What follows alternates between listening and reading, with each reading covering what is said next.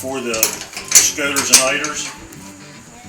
And then from here we'll take it to the bench and spoke shave those saw cuts off and get ready to breast and tail it.